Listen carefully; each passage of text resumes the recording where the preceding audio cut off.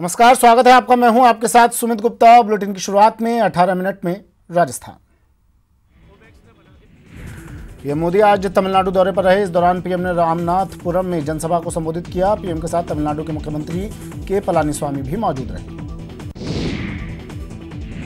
तमिलनाडु के बाद पीएम मोदी थोड़ी ही देर में कर्नाटक में चुनावी हुंकार भरेंगे। पीएम मोदी कर्नाटक में 2 रैलियों को संबोधित करेंगे।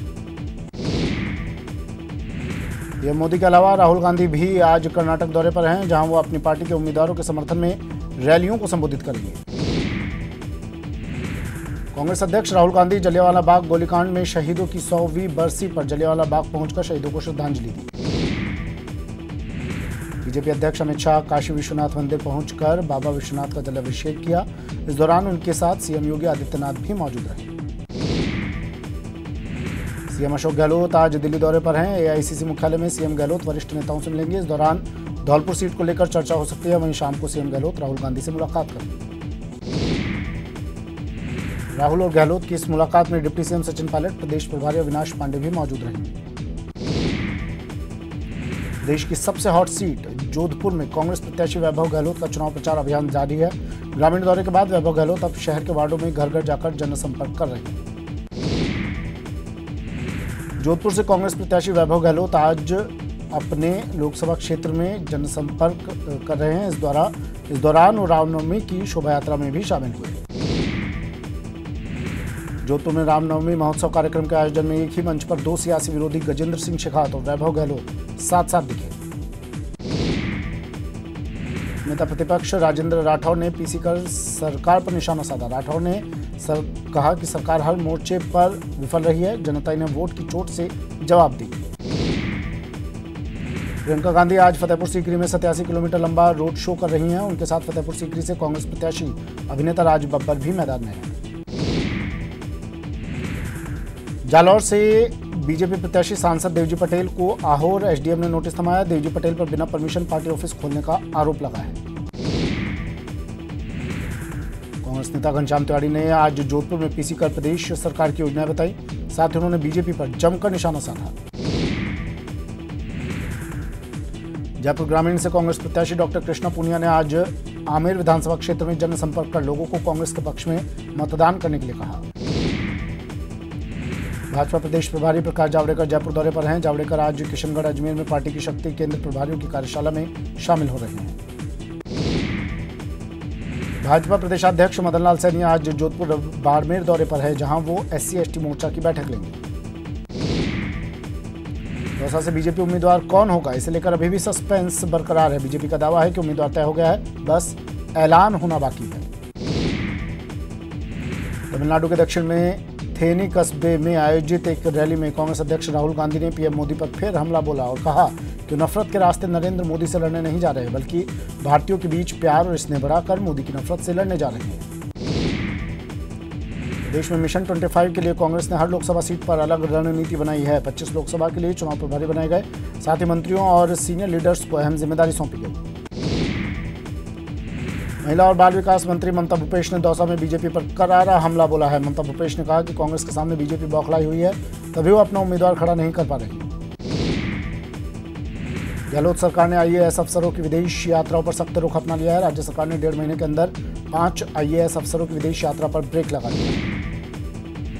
करौली में बीजेपी प्रत्याशी मनोज राजौरिया ने शुक्रवार को अपना नामांकन दाखिल किया। राजौरिया के जनसभा कार्यक्रम में पूर्व सीएम वसुंधरा राजे भी शामिल हुई। रैली में पूर्व सीएम वसुंधरा राजे ने कैला देवी पहुंचकर कैला माता के दरबार में धोख लगाई। साथ ही बीजेपी की जीत की दुआ भी मांगी। श्रीगंगानगर लोकसभा क्षेत्र के कांग्रेस प्रत्याशी भरतराम मेघवाल ने शुक्रवार को अपना नामांकन पत्र दाखिल किया। साथ ही मेघवाल के समर्थन में मुख्यमंत्री गहलोत, डिप्टी सीएम ने नामांकन सभा को संबोधित किया। बाना से बीजेपी प्रत्याशी सांसद दुष्यंत सिंह ने शुक्रवार को अपने चुनाव प्रचार का आगाज किया। उन्होंने किशनगंज क्षेत्र के लगभग 1 दर्जन गांवों में जनसंपर्क किया। चूरू के सुजानगढ़ में कांग्रेस प्रत्याशी रफीक मंडेलिया ने चुनाव प्रचार किया और अपने पक्ष में मतदान करने की अपील की। बीकानेर लोकसभा चुनाव को लेकर कांग्रेस ने कोलायत में बूथ स्तर के कार्यकर्ताओं की बैठक का आयोजन किया। बैठक में बूथ स्तर के लिए अलग अलग दलों का गठन कर कार्य सौंपा गया। नागौर सीट से एनडीए प्रत्याशी हनुमान बेनीवाल लाडनू, पर्वतसर और कुचामन के दौरे पर रहे और एनडीए गठबंधन को जिताने की अपील की। वहीं कांग्रेस प्रत्याशी ज्योति मिर्धा भी जोर शोर से प्रचार कर रही हैं। भीलवाड़ा लोकसभा क्षेत्र से अब 4 उम्मीदवार चुनावी समर में अपनी किस्मत आजमाएंगे। शुक्रवार को निर्दलीय मुबारक हुसैन ने कांग्रेस उम्मीदवार रामपाल शर्मा के समर्थन में अपना नामांकन वापस ले लिया। अजमेर संसदीय सीट पर नामांकन वापसी का आखिरी दिन 3 उम्मीदवारों ने अपना नामांकन वापस लिया, जिसके बाद अब मैदान में 7 उम्मीदवार बचे हैं। बाड़मेर लोकसभा सीट से बहुजन समाज पार्टी के उम्मीदवार पंकज चौधरी का नामांकन खारिज हो गया था। चौधरी ने जिला निर्वाचन अधिकारी के फैसले को राजस्थान उच्च न्यायालय में याचिका पेश कर चुनौती दी। हाईकोर्ट ने बसपा के प्रत्याशी और बर्खास्त आईपीएस पंकज चौधरी की याचिका पर सुनवाई करते हुए कोर्ट ने निर्वाचन विभाग को 16 अप्रैल तक निर्णय कर आदेश पारित करने का आदेश दिया। लोकसभा माधोपुर लोकसभा क्षेत्र से बीजेपी प्रत्याशी सुखबीर सिंह जौनापुरिया मॉर्निंग वॉक के समय लोगों से मतदान करने की अपील करते नजर आए। इस दौरान जौनापुरिया ने कुछ इलाकों में जनसंपर्क भी किया। कोटा में बीजेपी के राजस्थान चुनाव प्रभारी प्रकाश जावड़ेकर ने कांग्रेस पार्टी पर जमकर हमला बोला। लोकसभा चुनाव 2019 के लिए बीजेपी के घोषणा पत्र को देश और प्रदेशवासियों के हित में बताया। बीजेपी राष्ट्रीय प्रवक्ता सुधांशु त्रिवेदी ने मुख्यमंत्री अशोक गहलोत पर अपने बेटे के लिए प्रदेश की जनता को दरकिनार करने का आरोप लगाया और कहा कि अनुच्छेद 370 को लेकर बीजेपी शुरू से ही अपना मत साफ करती आई है। केंद्रीय कृषि राज्य मंत्री गजेंद्र सिंह शेखावत ने बड़ा बयान देकर राज्य सरकार पर गंभीर आरोप लगाए हैं। शेखावत ने राज्य सरकार पर सीएम के बेटे को जिताने के लिए बीजेपी कार्यकर्ताओं पर दबाव डालने का आरोप लगाया। भरतपुर लोकसभा क्षेत्र में बीजेपी के चुनाव कार्यालय में पार्टी की बैठक हुई, जिसमें बीजेपी कार्यकर्ताओं ने प्रत्याशी रंजीता कोहली के चुनाव प्रचार में जी जान से जुटने का निर्णय लिया। चित्तौड़गढ़ में बीजेपी के प्रदेश प्रभारी अविनाश राय खन्ना ने पार्टी पदाधिकारियों की बैठक ली। इस दौरान खन्ना ने पीएम मोदी की 21 अप्रैल को होने वाली जनसभा के बारे में भी समीक्षा ली। चूरू में 14 अप्रैल को बीजेपी डॉक्टर भीमराव अंबेडकर जयंती समरसता दिवस के रूप में मनाने जा रही है। कार्यक्रम में ज्यादा से ज्यादा लोगों को लाने के उद्देश्य से बीजेपी के अनुसूचित जाति जनजाति मोर्चा की संयुक्त बैठक हुई। अलवर लोकसभा चुनाव से पहले बसपा को बड़ा झटका लगाया। बसपा प्रत्याशी को टिकट दिए जाने से नाराज पार्टी के जिला अध्यक्ष और लोकसभा प्रभारियों सहित 100 कार्यकर्ताओं ने पार्टी से इस्तीफा दे दिया। चूरू के तारानगर में माकपा कार्यकर्ता सम्मेलन का आयोजन किया गया, जिसमें किसानों और सैनिकों को सम्मान दिलाना पार्टी की प्राथमिकता बताया गया। लोकसभा चुनाव को लेकर बीजेपी प्रदेश अध्यक्ष मदन लाल सैनी ने बीकानेर में ओबीसी मोर्चा के कार्यकर्ताओं के साथ बैठक की। उन्होंने कार्यकर्ताओं को बूथ संरचना को मजबूत करने के साथ प्रधानमंत्री मोदी की योजनाओं को जन जन तक पहुंचाने की बात कही। बाड़मेर में नामांकन वापसी की अंतिम तिथि के बाद 7 उम्मीदवार चुनावी मैदान में हैं। साथ ही क्षेत्र में लोकसभा चुनाव के लिए उम्मीदवारों को चुनाव चिन्ह आवंटित कर दिए गए। भीलवाड़ा लोकसभा क्षेत्र के लिए चुनाव आयोग के नियुक्त पुलिस पर्यवेक्षक अनिल कुमार ने पुलिस अधीक्षक कार्यालय में पुलिस अधिकारियों की बैठक ली। लोकसभा चुनाव को लेकर डूंगरपुर जिले का पुलिस विभाग गंभीर और सतर्क नजर आ रहा है। पुलिस विभाग की ओर से आमजन को भयमुक्त वातावरण में मतदान को लेकर जिले के सभी थाना क्षेत्रों में फ्लैग मार्च किया गया। प्रतापगढ़ जिला निर्वाचन अधिकारी ने विकास अधिकारियों और महिला एवं बाल विकास विभाग के अधिकारियों को मतदान केंद्रों पर आवश्यक इंतजाम करने के निर्देश दिए।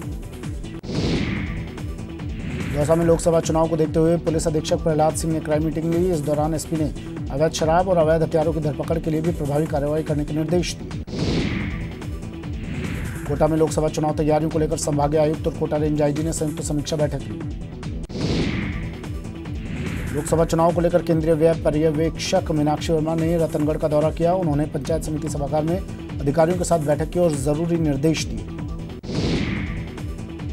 टोंक में वेब एप्लीकेशन के जरिए लोगों को मतदान के लिए जागरूक करने के प्रयास किए जा रहे हैं। वेब एप्लीकेशन से लोग मतदान की शपथ ले सकते हैं। फिर से शुरू करते हैं सुपरफास्ट खबरों का सिलसिला। जम्मू कश्मीर के शोपियां में आज सुबह सुरक्षा बलों और दहशतगर्दों के बीच मुठभेड़ हुई, जिसमें सुरक्षा बलों ने 2 दहशतगर्दों को ढेर कर दिया। इलाके में सर्च ऑपरेशन अब भी जारी है।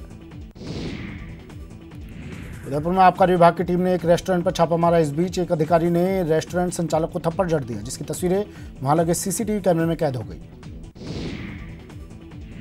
कोटा के जवाहर नगर थाना क्षेत्र में बीती रात 2 बदमाशों ने 2 छात्रों को चाकू मारकर घायल कर दिया। बताया जा रहा है कि दोनों बदमाशों से छात्रों की मामूली कहासुनी हुई थी। अजमेर के रामगंज थाना क्षेत्र में 2 दिन पहले युवती के साथ हुए गैंगरेप मामले में पुलिस ने 3 युवकों को गिरफ्तार किया है। गौरतलब है कि 5 अप्रैल को लड़की ने पुलिस में शिकायत दर्ज करवाई थी। धौलपुर में शुक्रवार को पिछले 1 साल से फरार चल रहे 2 बजरी माफियाओं ने सरेंडर कर दिया है। बीते दिनों माफियाओं ने पुलिस पर हमला किया था, जिसके बाद इन दोनों को पकड़ने के लिए नाकेबंदी की गई थी। जयपुर एसीबी ने सब रजिस्ट्रार कार्यालय द्वितीय में कार्रवाई करते हुए मोहम्मद हनीफ और पूर्व संविदा कर्मचारी राजेंद्र को गिरफ्तार किया है। टीम ने 8,000 रुपए की रिश्वत लेते हुए दोनों को ट्रैप किया।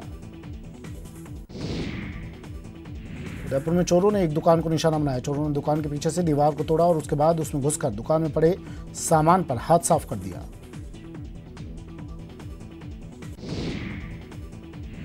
बारा के गोदियापुरा में चोर एक मकान को निशाना बनाते हुए लाखों की नकदी और गहने लेकर फरार हो गए। पुलिस मामले की जांच कर रही है। भरतपुर के कामा में जस्ट डायल पर फोटोग्राफी का विज्ञापन देकर लूट की वारदात को अंजाम दिया गया। बदमाशों ने दिल्ली के 4 युवकों को कामा बुलाकर उनके साथ मारपीट कर करीब 70,000 रुपए, मोबाइल और एटीएम कार्ड लूट लिए। अजमेर के नसीराबाद में एसबीआई बैंक में उस वक्त हड़कंप मच गया जब एक महिला का रुपयों से भरा बैग पार हो गया। बैग में 2,20,000 रुपए थे।